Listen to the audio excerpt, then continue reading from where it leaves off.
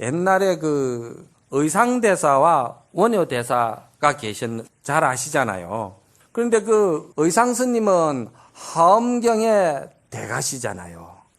의상스님과 원효스님이 당나라 유학하시려고 가시다가 원효스님은 해골 그 물을 마시면서 한 생각이 일어나니까 천만 가지 분별망상 번뇌가 일어나고 한 생각이 멸하니까 본래 고요적적하다는 도리를 알아가지고 유학가는 거를 당신이 그만뒀잖아요.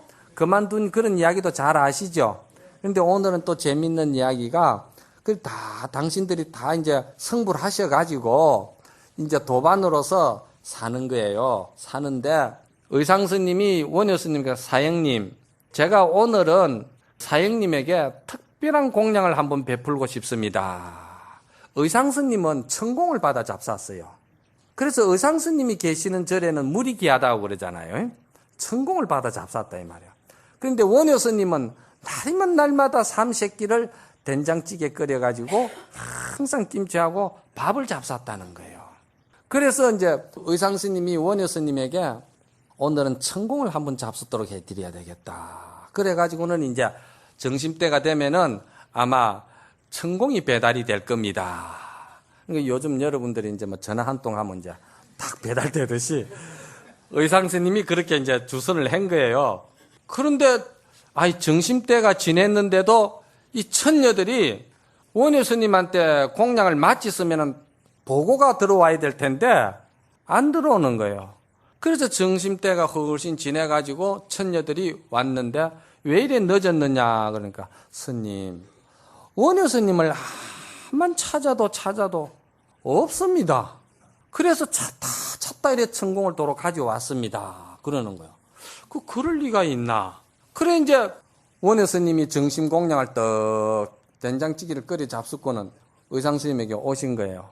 아이 사형님, 어째 오늘 천공을 잡수시라고 했는데 아니 안 왔던데 그러는 거예요. 아니 어째서 서로 못 봤을까요? 글쎄, 그 왜 이런 이야기가 나오냐. 이게 전설의 고향 같은 이야기지만은도 이게 후세 사람들이 법을 바로 볼 수 있는 안목을 열리게끔 재밌게 각색을 해가지고 이걸 이야기를 한 거예요. 이건 의상스님이 법이 높고 낮고 이런 차원이 아니에요. 후세 사람들이 대성의 법을 바로 안목이 열리게끔 잘 이렇게 재밌게 이야기한 거다 이 말이야. 그 천상의 천녀들이 원효스님을 왜 못 봤느냐 하면은 원효스님은 무심했기 때문에 그런 거예요. 천공을 먹어야 된다. 특별한 그 내 수행력으로 인해서 좀 차별화가 돼야 된다. 이런 그 마음의 상이 전혀 없기 때문에 마음의 상이 티끌만큼이라도 일어나야, 바다에 파도가 조금이라도 일어나야 그게 파도인 줄 알겠는데, 여러분들이 가을에 이렇게 설악산을 가보면은 물이 너무 맑아버리면은 그 물이 있는지 없는지를 모르잖아요. 자갈만 보이잖아. 너무 맑아버리면은 자갈만 보여요. 물이 안 보여요. 거기에 단풍잎이 한두 개 떨어져야 아이고 저기 물이 있구나 이래 싶지.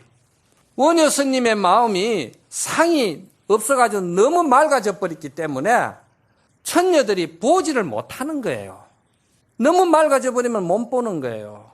그 우두 법륜선사가 사조 도신대사를 배웠기 전에는 모든 짐승과 날짐승들이 꽃공양도 올리고 과공양도 올리고 막 몸에서 방광이 나고 그래서 밤에도 헌해지고 그런 일이 있었는데, 도신대사를 배웠고 나서부터는 오던 새도 안 오고 과일도 안 오고 방광도 없어져 버리고 그렇다는 법문을 했죠.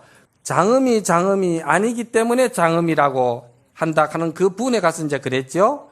그랬듯이 너무 맑아버리면 그렇다는 거예요. 그래서 그 맑은 상태에서도 항상 일체 생명세계를 위해서 계속 선행을 베푸는 거예요. 그래서 이 선행을 베푸는 이것을 뭐라고 그러냐면은 공덕이라고 그러는 거예요. 여기를 공덕이라. 공덕이라는 말과 무심이라는 말은 같은 말이에요.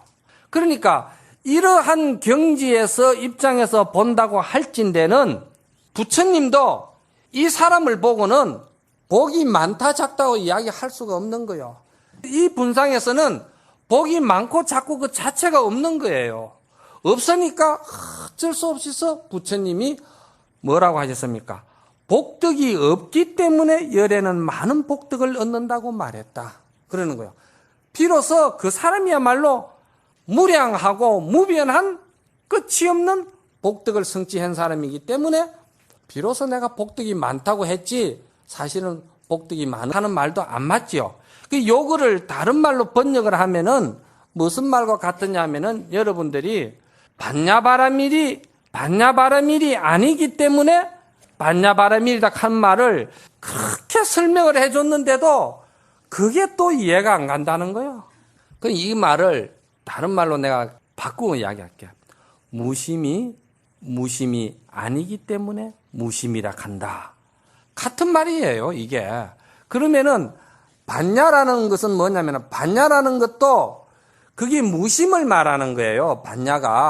반야는 일체 모든 번뇌, 망상, 집착, 상이 다 끊어진 거를 반야라고 그러거든요.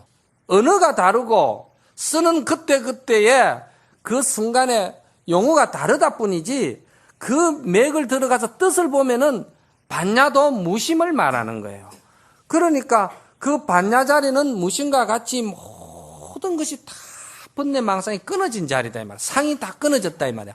상이 다 끊어졌으니까 그거를 반야라고 이야기할 수가 있습니까? 그거를 뭐 불법이라고 이야기를 할 수가 있습니까? 그거를 뭐 부처라고도 이야기할 수 있느냐 이 말이야.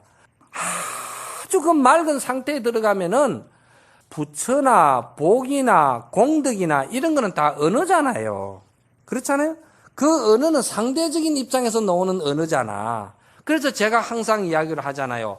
이 우주 전체가 다 밝아버리면은, 너무너무 밝아버리면은, 티끌만큼도 어두운 그늘과 구석이 없다고 할 때는 밝다는 용어가 거기에 이야기가 필요합니까?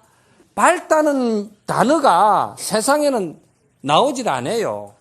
전체가 밝아버리는데 어두운 곳이 없기 때문에 어두운 곳이 있을 때 어두운 곳을 상대해가지고 밝다는 단어가 나왔지 전체가 밝아버리는데 어떻게 밝다는 말이 필요하냐 이 말이야. 그러니까 그 밝다는 말이 세울 수가 없지요. 그러니까 밝은 것이 아니다 이 말이야. 세울 수가 없으니까. 그런데 어떡합니까? 이야기를 할 때는 밝은 거는 밝다고 또 우리가 해야 서로가 이게 뜻이 통할 거 아니겠어요? 이해를 할 거 아니겠어요? 그러죠? 그러니까 밝은 것이 아니기 때문에 밝은 것이다. 그러는 거예요.